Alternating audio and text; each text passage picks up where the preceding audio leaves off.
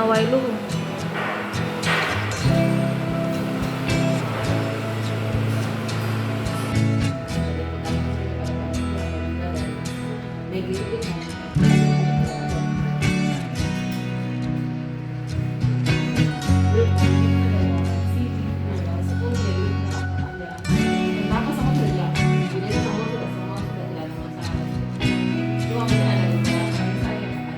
Direncanakan tanggal 2 atau mengalami pengunduran.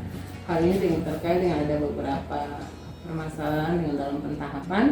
Dan kita punya schedule yang baru sudah keluar, itu tanggal 7 April sudah pelaksanaan PKS serentak, terus yang bisa diundur.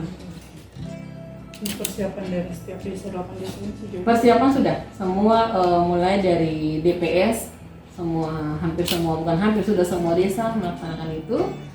Juga sudah konsultasi dengan KPU dan KPU sudah kasih data DPS sementara kepada kita sudah disebarkan ke desa-desa. Dan pentahapan yang sementara jalan ini sudah sampai di pendaftaran bakal calon.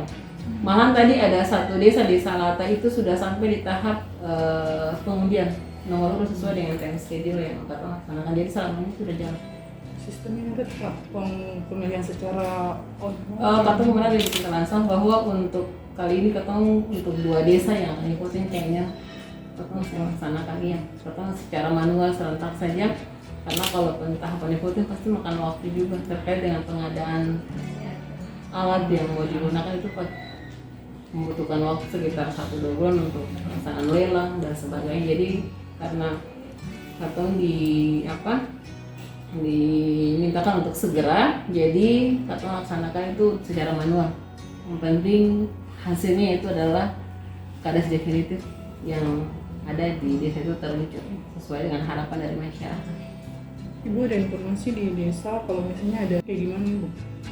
Kalau itu kan nanti panitia tingkat desa kan bikin verifikasi ulang data DPS. Kalau seandainya memang dia punya berKTP dulu tapi sudah berdomisili di tempat lain, itu kan harus potong pakai surat keterangan dari Capil juga mengeluarkan itu. Terima kasih sudah nonton. Jangan lupa like, subscribe, dan share ya.